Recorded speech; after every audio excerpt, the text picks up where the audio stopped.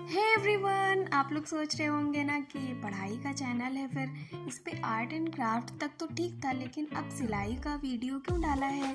तो मैं बताऊंगी आपको और आप लोग देख के खुद चौंक जाएंगे कि ये नॉर्मल मशीन से या इलेक्ट्रॉनिक मशीन से सिला हुआ कुछ भी नहीं है। और इतना मज़ा आएगा ना आपको लास्ट में देख के कि आप सोचेंगे कि आजकल ऐसे कौन करता है। बट अभी हम जैसे लोग ज़िंदा है ना।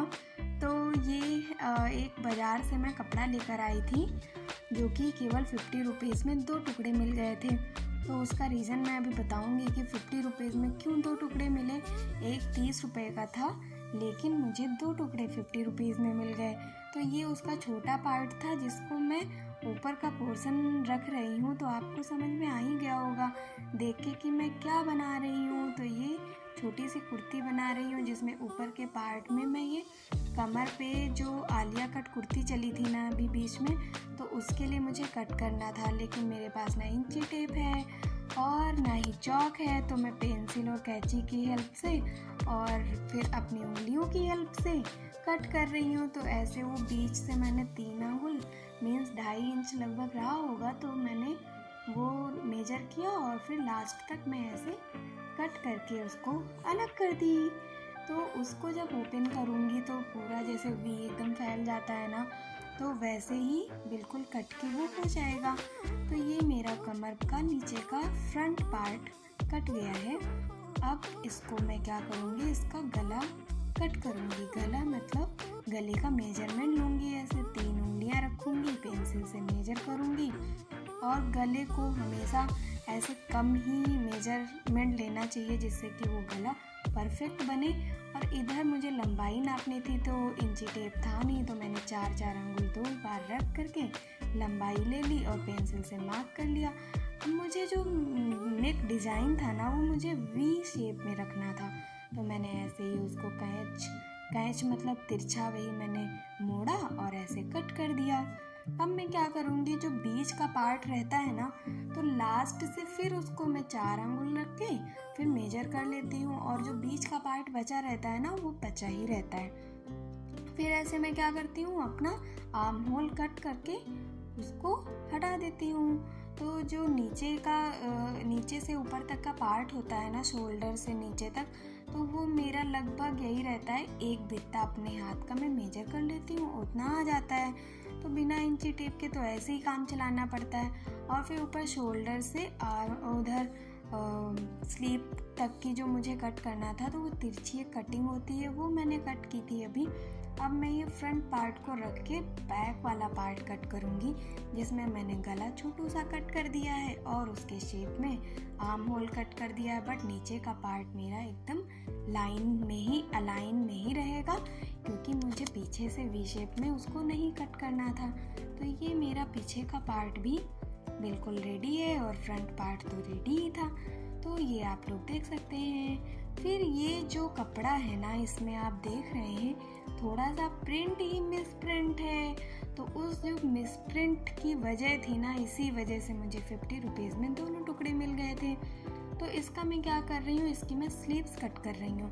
तो मैंने उस मिस प्रिंट वाले पार्ट को उस साइड रखा था जिस साइड से मुझे स्लीव्स को अटैच करना था अपने शोल्डर में, और फिर नीचे से ऐसे मैंने फ्लैट कर दिया है। उसके बाद मैं इसको फिनिश कर लूँगी और फिनिश करने के बाद मैं क्या कर रही हूँ कि जो उसमें से कपड़ा बचा है उसको मैं वी शेप में ऐसे रख के नेक डिज़ाइन बनाऊँगी। और ये मैंने क्या किया है, मेरे पास बकरम नहीं था तो मैंने पॉलीथीन ले ली है जो कपड़े वाली आती है, उसको कपड़े के बीच में रख करके ऊपर से प्रेस चला दिया और देखिए कितना परफेक्ट गला बन गया है। फिर मैं ऐसे पीछे से उसको बैक पार्ट जो है ना उसको रख करके ऐसे अटैच कर दूंगी फ्रंट और बैक पार्ट को। फिर फ्रंट अटैच करने के बाद क्या होगा, वो अच्छे से अटैच हो जाएंगे दोनों, और क्या होगा फिर उसके बाद क्या करना है कि आप लोग देख रहे हैं ना, मैं हाथ से अटैच कर रही हूँ। ये केवल अटैच मैं दिखाने के लिए नहीं कर रही हूँ, ये मैं सुई बार बार एक एक करके निकाल के सिल रही हूँ भाई। फिर उसके बाद क्या हुआ है, कि इसको मैंने सीधा कर लिया था। अब उल्टा करके क्या किया, मैंने पीछे और आगे प्लेट्स डाल दी हैं इसमें, क्योंकि नीचे से थोड़ा सा टाइट रखना था और ऊपर से थोड़ा सा ढीला, जिससे कि जो मुझे नीचे की फ्लेयर्स लगानी है ना वो सही से उसमें आ जाएं। तो इसलिए ये हो गई मेरी प्लेट्स भी नापने के लिए मैंने देखिए क्या किया है, मोड़ करके और भी पेंसिल से निशान लगा करके उसको फिर सिल दिया है। और सिलने के बाद अब मुझे क्या करना है, ये जो मेरी स्लीव्स थी ना इसमें फ्रंट पार्ट का जो होता है ना उसमें एक सी टाइप में एक्स्ट्रा कट करना पड़ता है, जिससे कि हाथ वगैरह मोड़ने पे आगे झोल ना आए, मीन्स ज़्यादा कपड़ा ना लगे, एकदम परफेक्ट लगे। तो परफेक्शन के लिए उसको आगे से थोड़ा सा शार्प क्लियर करना पड़ता है स्लीव को। अब मैं बैक पार्ट में ये क्या कर रही हूँ, कपड़ा लगा करके अंदर गले में मोड़ दूंगी, जिसको आप लोग पाइपिंग कहते हैं, है ना। तो वही मैं कर रही हूँ हाथ से ही। और उसके बाद इसको उल्टा सिल दूंगी, जिससे कि वो और मजबूत हो जाएगा। तो ये ऐसे सिल के मैं मजबूत करके फिर उसके बाद क्या करूँगी, इसको पलट दूंगी इस कपड़े को। और पलटने के बाद मैं क्या करूँगी, इसमें तुरपन करूँगी। तुरपन तो आप लोग जानते ही होंगे ना, ब्लाउज में पहले बहुत लोग करते थे, लेकिन अभी क्या हो गया है, ब्लाउज को पलट के ऊपर भी ऐसे डिज़ाइन बना के सिल देते हैं बस मशीन से, और पहले भी सिल देते हैं, नीचे भी सिल देते थे। तो ये क्या है कि मैंने कैंची से इनर पार्ट में कट लगा दिए हैं, जिससे कि बहुत अच्छे से मुड़ जाता है, शेप भी उसका मेंटेन रहता है। तो ये तो मेरा काम हो गया। अब हमें क्या करना है, देखते हैं क्या करना है आगे। तो ये सीधा हो गया था। फिर उसके बाद में स्लीव्स मैंने जो मुझे अटैच करनी थी, तो उसमें जो मेरा एंड पार्ट रहेगा स्लीव्स का ना, तो उसको मैंने क्या किया है कि उसको ऐसे ही बड़ा बड़ा सिल करके और धागा खींच दिया है, क्योंकि मुझे उसमें प्लेट्स डालनी है, और इसलिए मैंने उसको प्रेस कर दिया है ऊपर से। कपड़ा थोड़ा सा अटैच करना पड़ेगा। और ये प्यारी सी एक लेस थी जो मुझे बहुत पसंद थी, तो मैंने सोचा क्यों ना मैं उसे भी अटैच कर दूं, तो उसको भी अटैच कर दिया, और उससे कितना अच्छा लगने लगा स्लीव का डिज़ाइन। फिर ये मेरा फ्रंट और बैक पार्ट का नीचे का फ्लेयर्स का था, जिसमें कि मैं नीचे तुरपन करके उसको ऑलरेडी प्रिपेयर कर रही हूँ। तो ये आपने देख ली कि तुरपन कैसे की जाती है और कितना फिनिशिंग के साथ मैंने किया है, करके उसको रख लिया है किनारे। वो 2 बार 4 अंगुल मीन्स 8 अंगुल की पट्टी है। फिर ये फ्रंट और बैक पार्ट को मैं अटैच कर रही हूँ। तो अटैच करते करते मैं आपको दिखा रही हूँ कि कितने पेशेंस के साथ मैं कट की हूँ, बिना चौक, बिना इंची टेप के, है ना। तो और उसके बाद बिना मशीन के मैं हाथ से ये कुर्ती सिल रही हूँ, सोचिए। तो इसके लिए कितना पेशेंस लगता है, कितना हार्ड वर्क लगता है ना। बार बार मन करता है अब गिव अप कर दूं, लेकिन मैं कर रही हूँ। तो मैं यही दिखाने के लिए आपको ये वीडियो इस पर अपलोड कर रही हूँ कि देखिए, अगर आपके अंदर पेशेंस हो, हार्ड वर्क करने की क्षमता हो, है ना, तो आप कुछ भी कर सकते हैं और कितनी भी अच्छी चीज़ें कर सकते हैं। और जब हार्ड वर्क हम लोग करते हैं ना, तो हमें पता नहीं होता है कि उसका रिजल्ट क्या होगा। तो ये मैंने सिल दिया था, और नीचे की जो फ्लेयर्स थी और लेस थी वो मुझे अब अटैच करनी थी। लेकिन फ्लेयर्स कैसे अटैच करते हैं आप लोग वो भी देख सकते हैं इसमें। अब मैं इस इतनी लंबी से पट्टी को क्या करूँगी, सुई से बड़ा बड़ा ऐसे करके मैं इसको सिलूँगी।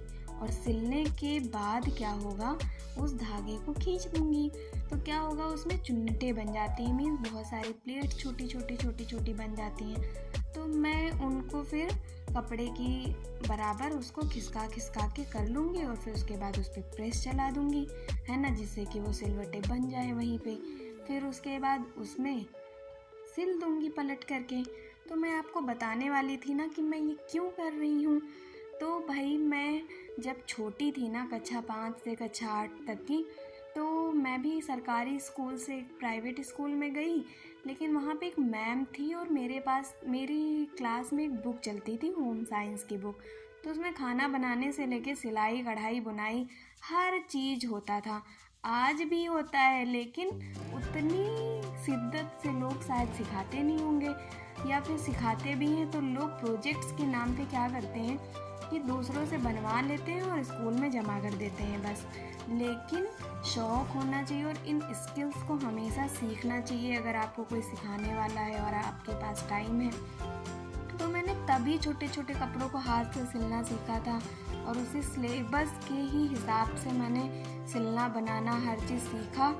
और उसके बाद मेरे पास मशीन भी थी, लेकिन आज मैं ये सोच रही थी कि मैं देखूं हाथ से सिल पाऊंगी या नहीं, क्योंकि मेरे पास मशीन यहाँ पे अवेलेबल नहीं थी। तो मैं यही सोच रही थी कि ट्राई करती हूँ। फिर मैं थोड़ा थोड़ा सिल के इतना थक जा रही थी, फिर मेरे पास इतना पेशेंस था ना कि मैंने सोचा मैं कर डालूँगी, करूँगी तो मैं देखूँगी फिर मैं हाथ से बना पाती हूँ ये फ्रॉक की नहीं। फिर ऐसे ही करते करते ये पूरी देखिए लेस भी बन गई है फ्लेयर वाली।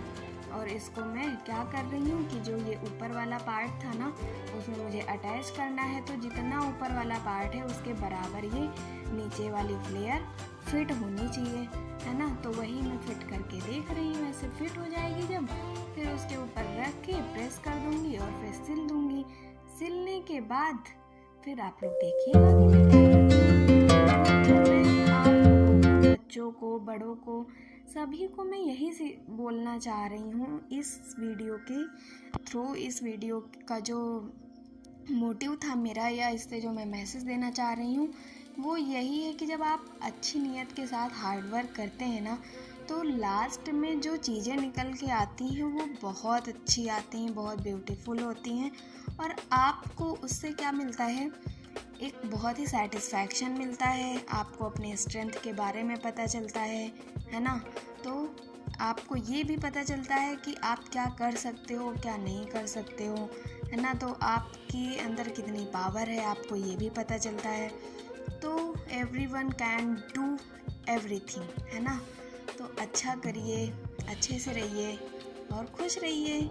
तो ये देखिए मेरी फ़्रॉक हाथ से सिलते सिलते इतनी कंप्लीट हो गई। अब मैं ऐसे इस पर लेस अटैच कर दूँगी ये, और उसके बाद आप लोग देखिए कितनी प्यारी सी फ्रॉक बन गई है भाई, है ना। तो कैसा लगा आपको देख के मेरा हार्ड वर्क, और ये फ्रॉक देख के कैसी लग रही है। And my dress is ready in just 50 rupees with my creativity. So thank you for watching.